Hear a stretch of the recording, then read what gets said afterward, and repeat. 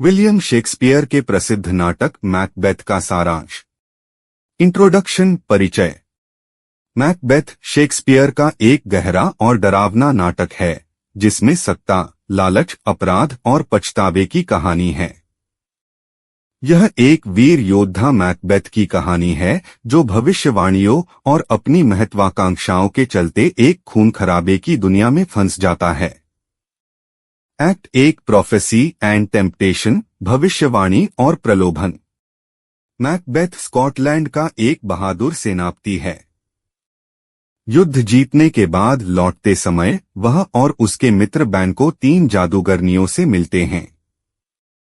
वे Macbeth से कहती हैं कि वह एक दिन राजा बनेगा, जबकि बैंको का वंश भविष्य में राजा बनेगा। यह भविष्यवाणी मैकबेथ के भीतर एक लालच की चिंगारी जला देती है। जब राजा डनकन उसे थेन ऑफ काउडोर बनाता है तो मैकबेथ को यकीन हो जाता है कि जादूगरनियों की बात सच है। उसकी पत्नी लेडी मैकबेथ उसे राजा बनने के लिए हत्या करने को उकसाती है। Act 2, the murder of Duncan, Duncan की हत्या। राजा डनकन मैकबेथ के महल में मेहमान बनकर आता है। रात के अंधेरे में लेडी मैकबेथ की योजना के अनुसार मैकबेथ राजा की हत्या कर देता है और सारा इल्जाम उसके सेवकों पर डाल देता है। मैकबेथ को राजा बना दिया जाता है, लेकिन उसके मन में डर, अपराधबोध और बेचैनी का जन्म हो चुका है। लेडी मैकबेथ दिखावे में मजबूत बनती है, पर अंदर से वह भी टूटने लगती है।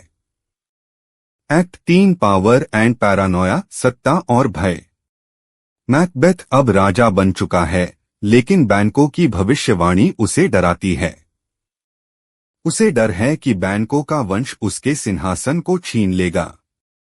मैकबेथ बैंको और उसके बेटे फ्लेंस को मरवाने की साजिश करता है। बैंको मारा जाता है, लेकिन फ्लेंस भाग निकलता है। मैकबेथ के अपराध बोध के कारण उसे बैंको का भूत दिखाई देता है और वह डर से पागल होने लगता है। एक्ट 4, मोर प्रोफेसीज और भविष्यवाणियां। मैकबेथ फिर से जादूगरनियों से मिलने जाता है।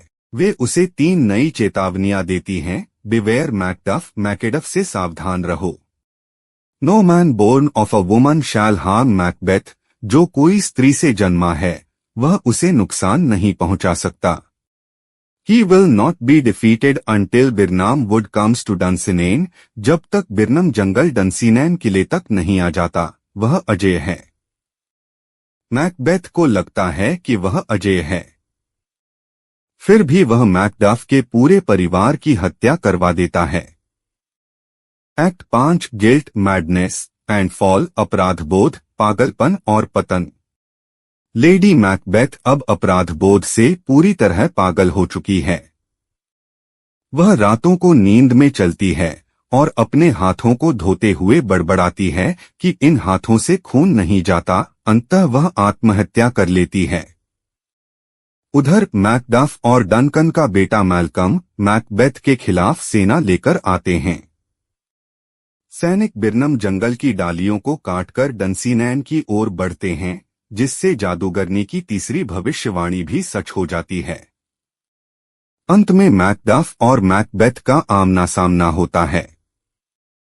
मैकडफ बताता है कि वह औरत के गर्भ से नहीं जन्मा बल्कि सिजेरियन से हुआ था। वह मैकबेथ को मार देता है और मैल्कम को राजा बना दिया जाता है।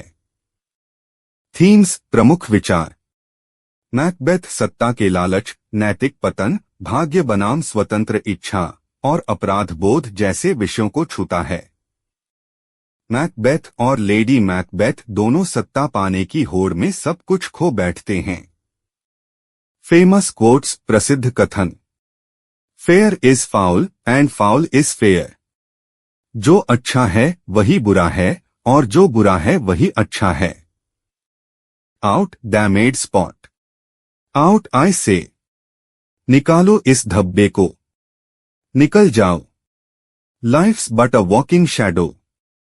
जिंदगी एक चलती हुई परछाई भर है। दोस्तों, अगर आपको यह बुक समरी अच्छी लगी तो वीडियो को लाइक, शेयर और सब्सक्राइब करें। कमेंट करके अपनी प्रतिक्रिया भी दें।